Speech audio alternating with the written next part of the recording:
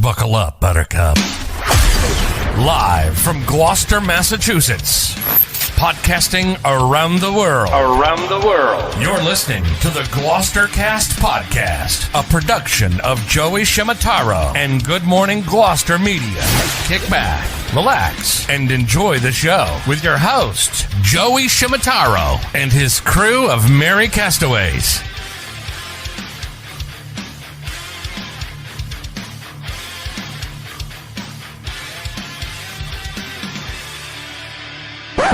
No piping plovers will be intentionally harmed in the production of this podcast.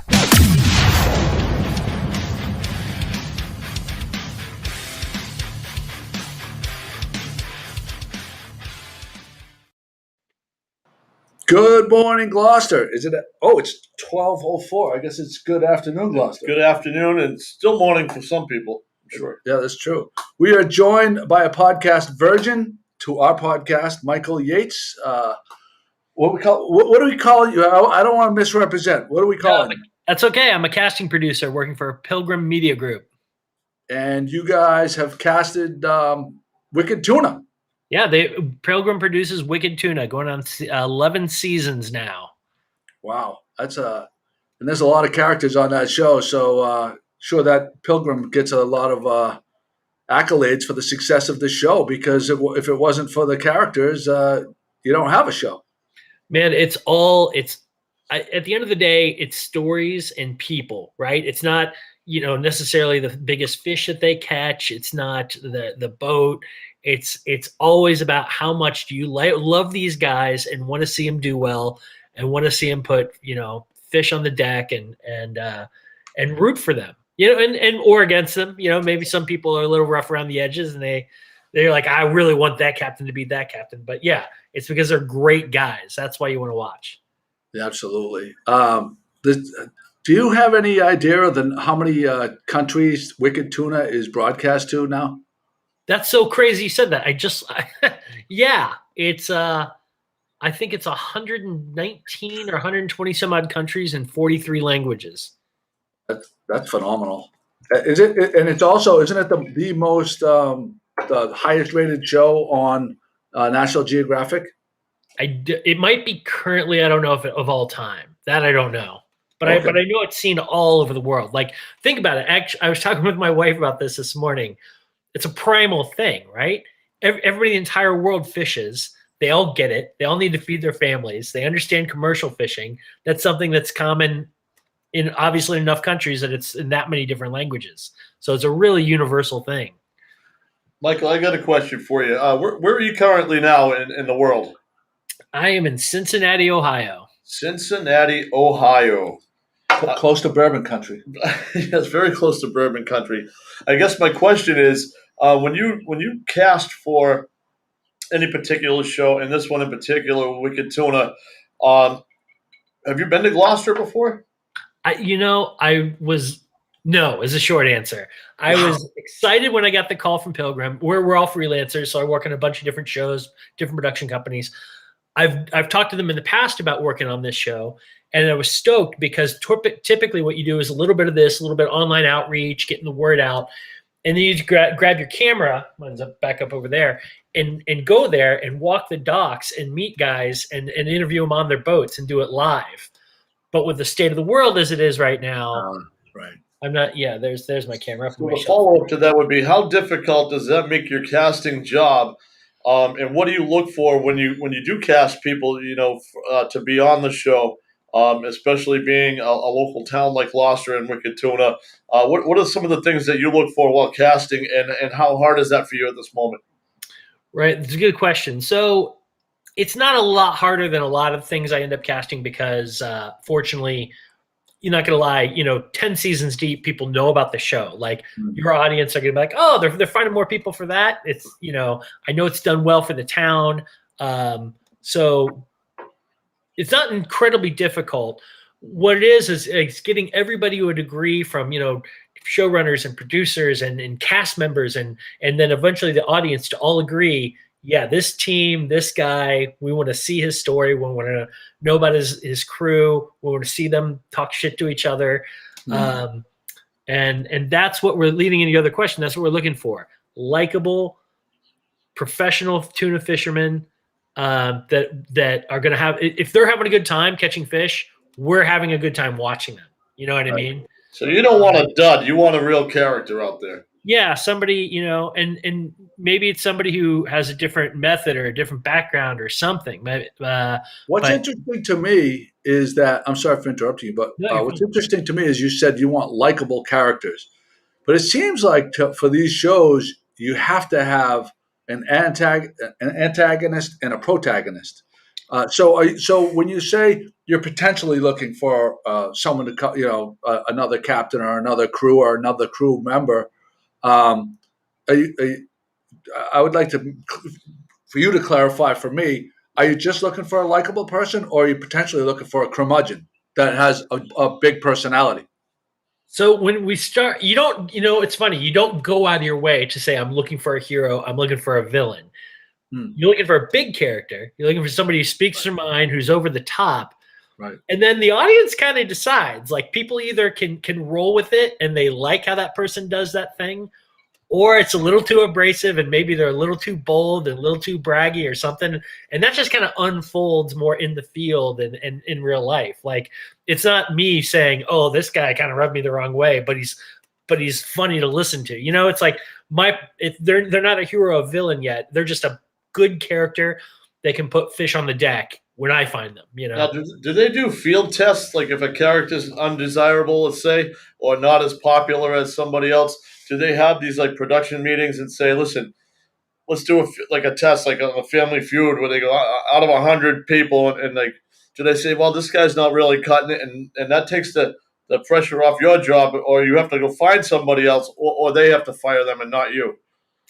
I kind of get, it's a casting process, right? So a lot of heads, without giving away too much, a lot of people have to agree, this is the guy, this is the team, before they end up on air. And then once they're on air, we're filming. We can't redo the season. It's expensive to shoot, so. And you also said earlier that a big part of it is the ability to catch fish. Because if they don't catch fish, it just extends your the time of you have to pay for these cast and crews, and extends a ton of expenditure. So you want, first and foremost, I would imagine, like before anything else, they got to be able to catch fish. They got to be salty, right? Yeah, that's it. That's right up there. It's equal. Oh, you got to be kidding me. Give me 1 second. I'm so sorry. No worries. Yeah, it's got to be. I would say it's tied. It's right there, side by side, with personality and somebody who's engaging to watch. Like you said, whether he's a villain, but yeah, they have to be able to actually catch fish. Of course, and over the years, I think people have gotten it. But of course, people reach out. They're like, "Oh, are you kidding me? I fish all the time, but they're sport. They're not feeding their families with this." And that's kind of a key point too. Like, if you're a sport fisherman, you don't catch a tuna. You didn't catch a tuna that day. Right. You're paying your mortgage and feeding your kids with that fish. That's a bigger deal. Right. No, I have a couple. So we have a lobster company in Gloucester, and whereas 20 years ago, tourists would come down and ask where the sites were for the perfect storm, and since the popularity of Wicked Tuna, these guys are big time celebrities. Like, you don't know how much money the town generates in revenue, people that are coming to Gloucester to find Dave Marciano or TJ or Tuna.com, and they really it's a boon for the town.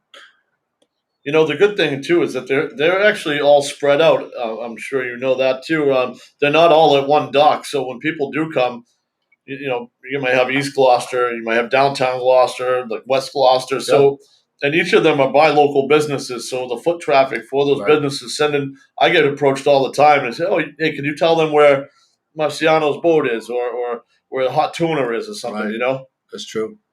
Yeah, I love hearing that. What's that phrase? A rising tide lifts all boats. When I love when something I've worked on has really worked for a local area, and people start going there to stay in the hotels and eat at the restaurants, and just drive more money to that area, especially right now. Yeah, no, it definitely does. I'm gonna give a story about so being on the dock for as long as I have. When I was kids, my cousin and I are partners, and when we were kids, here's a story of a guy that had a tremendous job, like with IBM, and he's a very wealthy guy, and he had a nice boat, and he went out and he caught a tuna fish the first time he ever went tuna fishing, and he went home to his wife, and this is I could repeat this story about 10 different people that I know. Went back and told his wife, honey, this is easy. I can do this. He quits his job at IBM, 20 years ago, paying him $100,000, which today is like 250 or whatever. And he, he spends all the money to gear up the boat, and he goes out for like a month straight, and he has like the expenses. I don't know if people know how much money it costs to leave the dock with bait and fuel, mate and stuff like that. Not to mention the rods and reels that you have to buy. They're very expensive. Very expensive. So the guy would go out for a month every single day. Now the wife is home, right? And he's coming home. There's no tuna being landed. And she's saying that this idiot, he just like gave up on a big job. And in her mind, he's out there drinking beers and, you know what I mean? Like having a ball with his buddies, fishing, living his dream. Meanwhile, there's no money coming in. And not only is it not coming in, it's going out like rapidly. It's it's not as easy to, people ask, actually my brother-in-law asked me last week, he's like, could a regular guy make a living tuna fishing? And I told him, I said, Barry, way far and away times more than not, they're not going to make a living tuna fishing. So these guys are special, that can do it. You can see it on the show, Joe. And if you watch the episodes, I mean, they're these are pros. They're not crying, but they're actually being realistic about not being able to catch fish, and this is what they're doing, not only for the show but for themselves too, to feed their families. So, you get a great point there. Yeah, no, I know. So let's get back to the point of this, though. You are potentially looking for a captain, a boat, a crew member. Is that right? Yeah, absolutely. Like, it's not, like I said, it's not in stone. They know they would, but they're sniffing around. They're seeing if there's somebody else that they were like, is there somebody in town? Is there somebody nearby that we've somehow overlooked these past few seasons and should be on there? So if your listeners are thinking, well, I'm not a professional, they might know somebody. It might be one off. It might be your neighbor. It might be somebody you've gone out with when they charter or something like that. They're like, oh my God, that guy's hilarious all day long, or he's so fun to be with. How does one get to you? How does one approach you or your office if they are interested in the viewers are watching right now? Either they would be perfect for the show, or like you said, somebody, hey, I know somebody. How would they get a hold of you to express their interest and maybe becoming the next, Marciano? Two ways. One is to just email us at wickedtunacasting@gmail. With, why should you be on the show? Tell us about your boat. How many years you've been fishing? How many seasons have you been out? Tell us about your mate. Tell us about relationships on the show. And that's and then there's also, and I can send you guys a link. You can go to the Pilgrim Media Group website, and there's a casting section. And people can apply that way too. I don't know if I can put it in the chat. So did you email? Was that? Oh, okay, great. No, I could grab that. You can set that, and there's a landing page there where people can fill out the form. You wouldn't necessarily be looking for a guy like Joe or I that's never been out tuna fishing before and having a cast member that gets yelled at all day to get that type of scenario. Like Gilligan? Yeah. You would be a perfect Gilligan. Oh no, you would. Yeah. Right. No, it's funny. I wanted to. Short answer, no. If you guys can't fish, you can't apply. Really. Bottom line. End of story. That's it. That's good. That's good for everybody. The type of stuff people need to tell us. That's one thing people always need a little bit of help with. Is because they don't know. They don't know what we're necessarily looking for. But if there's video of you and your mate yelling at each other, and that's the stuff that's solid gold, or whether it's a heated moment or a fun moment, videos of that, a story about something that happened on your boat. Have you ever seen the video of the guys? I think they're like South Boston guys that saw a sailfish, the mola. I haven't seen that. They made it onto like Jimmy Kimmel. They made it onto Jimmy Kimmel. Yeah. These guys were like hardcore Southie guys with the real Boston, like, mass hole accents. And it was pure, it was Like you said, gold. gold. Yeah, no, that was, those guys would be tremendous. Let's get them as guests. You know what? That's a great idea, because that video was probably 3 or 4 years ago now. Longer than that. And they probably like, bums in Southie right now because they're living off of that glory for a year or two, and now they're probably just like stumble bum drunks. We can get the rebirth. Yeah, that would be a great idea. Yeah, no, I think that's fantastic. Well, no, I think this is great. We have in the show notes of this podcast on Good Morning Gloucester, the links are all there. Your flyer is there. And is there anything else that you'd like to add? Yeah, just that, while we do want to hear about your boat, we do want to hear about your best season. It's so much about personality, which, so videos are helpful, stories are helpful, anything that illustrates like, I want to watch this guy fish. If you can have the most badass decked out 50-foot boat, ever. But if you're not going to talk and you're not going to talk smack with your crew, we can't watch a cool boat by itself. Useless. Yeah, absolutely useless. Yeah. No. Joey, I would be remiss. Oh, thank you. I would be remiss for our podcast virgin. I'm sorry. We have a thing that we do. It's that the podcast virgins. Hold on one second. I just got to put something in here. We have a 2-part question. So you, being a podcast virgin, we're going to ask you 2 questions. One is death row. Oh, by the way, I would be remiss if I didn't say something to you. I see that on WEEI, the sports radio, they stole our death row sub and death row meal thing.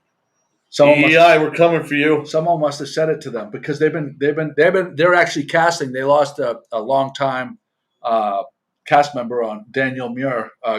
She kind of got off the show after 15 years, and they've been interviewing for the past 2 weeks, and they're asking these people death row sub. So our tiny little podcast here, so to speak. Yeah. So death row sub. The warden comes in. You're going to die tomorrow, and he says, "I can get you a sub from any sub shop in the world. It can't be your mother's kitchen. It can't be homemade. What sub shop and what is the order?" You know what a sub is, right? Yeah. I'm gonna kick myself because I don't know the name of the place. I could describe how to get there, and it really wasn't. It was in Philly, and I was only there for like 5 days for work. So I'm like, all right, this is the home of, right? Tell me where the best ones are. Oh, the Philly cheesesteak? Yeah. Oh, like Geno's or there's a couple. I went to like 3 or 4 different places trying one, and there's one on those intersections that have kind of a pointed corner. Yeah. You know what I mean? So it's like. This is such a shit description. I apologize, but like, I can see the place in my mind's eye, and I can see the storefront, and it's a corner location, and it's an institution in like downtown Philly, and I don't remember the name. Is that Geno's? It might be Geno's. Well, you know what? If you research it afterwards, you can come back to this post and you can put it in there. All right, I'll add it. Yeah, I'll look at where, because it was I don't know if I hadn't eaten all day or if it was the best sub I ever had in my life, but it was unbelievable. There you go. Second part of the question: death row meal. It can be any meal from any restaurant, but it has to be a restaurant, not home cooked. What restaurant and what is the order? I don't think this is cheating, because my favorite restaurant is you have to like prep to go there. Do you guys have a Fogo de Chao by you? Yeah. No, we just got in South Boston. I think there's a Fogo de Chao. Yeah, it's a Brazilian steak joint, and these guys bring around on spits the best meat you have ever eaten in your life, and there's like 10 different cuts floating around. And you have the puck, right? You turn green means meat, red means stop, right? So you're gonna have 8 different cuts of the best meat you've ever had in your life. So Kevin Henry says it might have been Pat's. Was that the sub? Was that? I think that was it. I really think it was. And I don't want to look off corner, but Pat's in. Hang on, because if I could see it, I would know. You know what I mean? And he says it's next to Gino's. So there you go. Mike, we're going to go for a bonus question for you today. We're going to take it one step further and go for dessert. If you could have a dessert, where and what?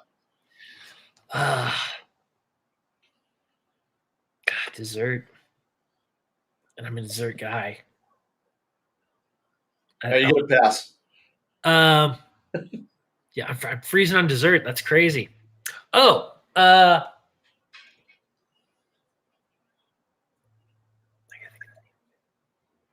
gonna do the same thing to you guys. It sucks. I lived in Chicago 20 years ago. I gotta tell you, you can go local too. You know, it doesn't have to be someplace that you think that we would know. Yeah. Oh no, I don't think you're gonna know this place. There was across the street from. I'm actually wearing my shirt. There's a venue in Chicago called the Metro. It's about a block north of Wrigley Field. Anybody knows Chicago knows the place. Across the street, there was a candy and sweets shop, and they had fresh homemade cannolis in there. Ah, there you go. And they were literally made that day. So a whole bunch of the staff and like the barbacks and the bouncers and stuff, we'd go over there and get those. You know, it's funny. Like he would love Gloucester. You would love Gloucester. It's amazing that you haven't been there. You would love Gloucester because we got probably three Scafani's, Virgilio's, and Cafe Sicilia. Is there any place else that makes homemade? Offhand, I can't think, and I'm sorry if we're not coming up with it offhand, but I mean those seem to be the top three dogs. Top three, yeah, for sure. Yeah, no, we're very fortunate here. It's a great place. You come up this summer. I'll tune you up with some lobsters. You know what? I told my boss that I was, I told you how this typically goes is you do some outreach online, then you actually get to go there with your camera and interview people. I was literally on my first day looking up, and these I remember because they're fresh in my mind. The bars near there, the towny bars in Gloucester. Pratty's, Crow's Nest. Pratty's, Oliver's Harbor, Stone's Pub. Yep, Stone's Pub. They all look incredible. I'm like, I want to go hang out at those places so bad. They're great.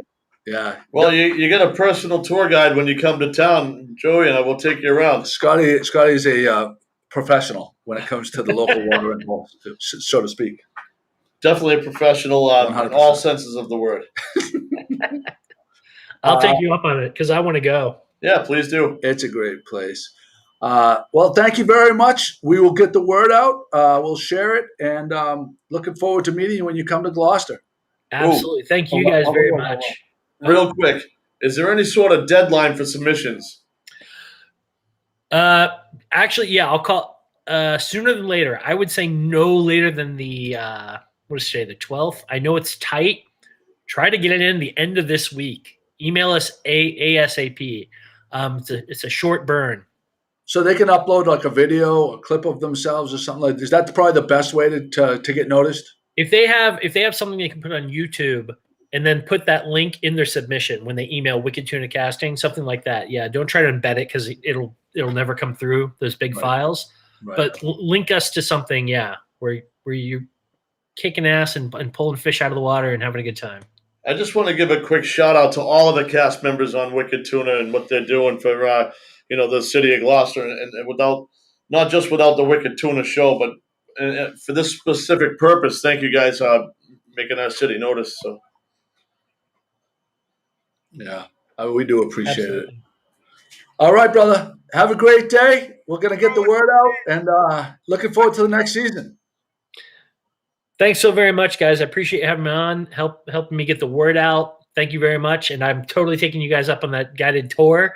We'll drink our faces off on the docks. We can go by boat also. He said the right words. Drink our faces off. All right. Have a great day. We'll see you, buddy.